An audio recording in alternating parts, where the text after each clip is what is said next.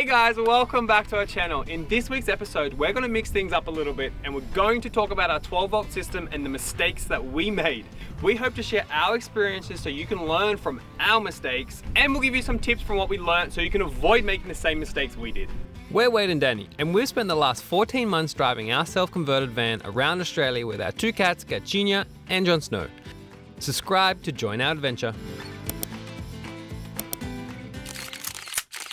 When we're building our van, there was a lot that I didn't know about 12-volt systems. Even though I had a little bit of experience when I was installing security cameras and equipment, there was still a lot to learn. So if you're planning your own 12-volt system, this video is for you, and we're gonna start by showing our current setup. Here is our whole 12-volt system mounted on this panel underneath our bed. Here are two Solar King batteries. They are 200 amps each, so we have a total of 400 amps of lithium power. They are great batteries. We have no issues with them whatsoever. They're a great affordable lithium battery.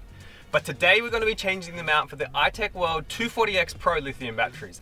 And we'll go over the reason why a little bit later. We decided to go with lithium batteries over AGM batteries for two reasons. Reason number one is with AGM batteries, you can only use around 50% of the total capacity. For example, if you had a 100 amp AGM battery, you could only use around 50 usable amp hours before the battery dies. But with lithium, you can use almost the total capacity before the battery dies. That's one of the best things about lithium batteries, that you can use up to 90% of the total capacity of the battery. In some cases, you can use even more.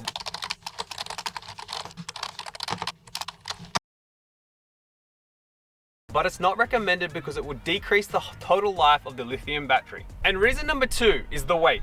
This new iTech 240 Pro here weighs about 23 kilos. And if you were to compare that to the same amperage AGM battery, you're looking at about 65 kilos, which is huge. Our van fully kitted out weighs 3.9 tons and we have a GVM of 4.1. So the weight really adds up quickly. And going lithium is one way to save just that little bit extra weight.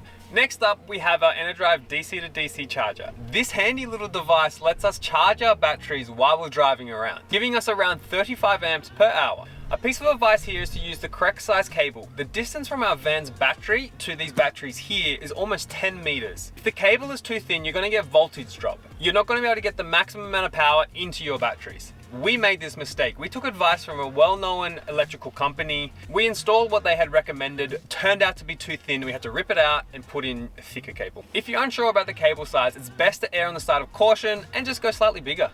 Now let's talk about our solar panels. We have three 170 watt solar panels up here that gives us about 25 amp hours on a sunny day into the batteries. Ideally, it would be nice to have more solar panels, but obviously you're limited to the space on your roof. Something nice that we would like to add to this system would be a solar blanket for those days that you just parked up for a while and you're not using the van. With an extra solar blanket, that would give us almost 800 watts of solar power, which would be really, really nice to be able to top up our batteries. When it comes to solar panels, a good rule of thumb that I learned was to double your solar wattage compared to your total battery amperage. For example, if you had a 200 amp lithium battery, you ideally would like to have 400 watts of solar power. This should allow your batteries to get enough power from the solar system to charge your batteries. Although our system falls a little bit short of this, we haven't had any problems with the batteries not getting charged back up to its full capacity.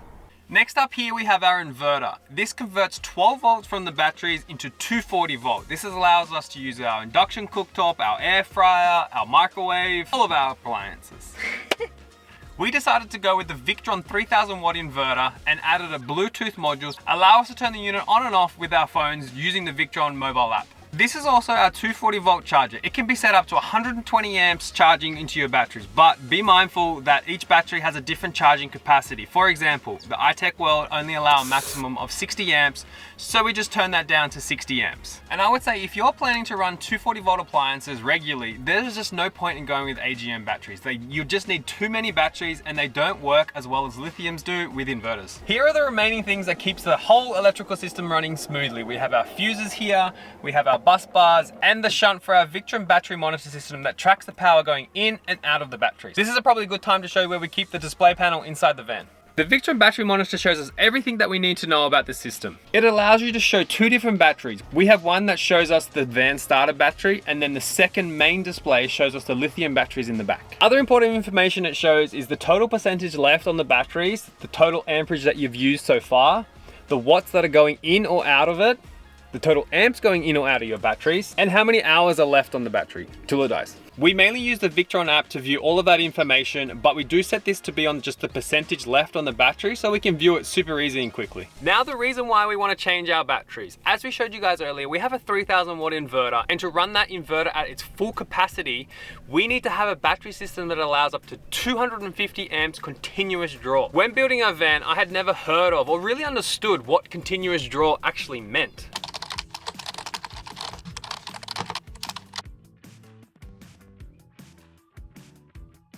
I thought getting two 200 amp lithium batteries was more than enough to run our inverter. I found out the hard way about max continuous draw. We would run our induction cooktop on high, but it would trip the internal BMS system because the max continuous draw on our current batteries was only 100 amps. I started doing a lot of research online trying to find out if I put those two batteries in parallel, if that would give us 200 amps continuous draw. I couldn't find a solid answer, but the kind of conclusion I came to that the answer was no, it wouldn't. Most articles I read said that it'll get slightly less than the 200 amps, but no one could tell me by how much. My guess is that we're getting around 160 max discharge rate, which is not enough to run our 3000 watt inverter. A solution at the time I found was to get a third Solar King battery, but I didn't see the need to have 600 amps of total usable power, and we just didn't really have the space to have 3 batteries. This is where the iTech World 240X Pros come in. They have a max discharge rate of 200 amps per battery. So if we put these in parallel, in theory, we should get a total of around 300 amps total discharge. To run the inverter, we only need about 250. So this should be more than enough to run our inverter. We'll also need to change our cables for the higher amp ratage. So we're gonna change them to BNS 000, which should allow around 290 amps, which is more than enough because the inverter is only gonna be pulling about 250.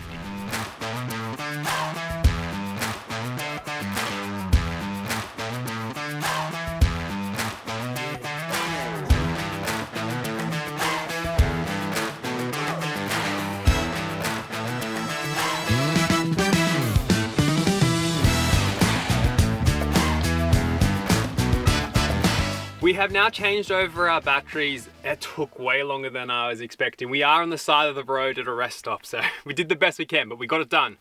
And there's a lot that I like about these batteries. They are built for the harsh Australian conditions. They have an IP67 rating, which can be super handy depending on where you're going to be installing these batteries. We are planning to do a long-term review once we test these batteries, so make sure you subscribe so you don't miss that video. And if you want to purchase these batteries and anything else from iTech World, use the code Wade and Dani for 5% off your order, and the link is in the description.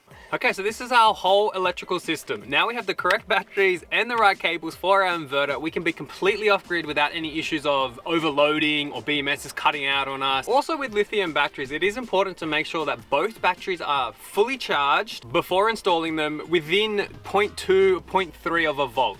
If they're not, you can damage the internal BMS system. Some battery manufacturers do have like a balance inside, but some don't, so you might want to check with those manufacturers.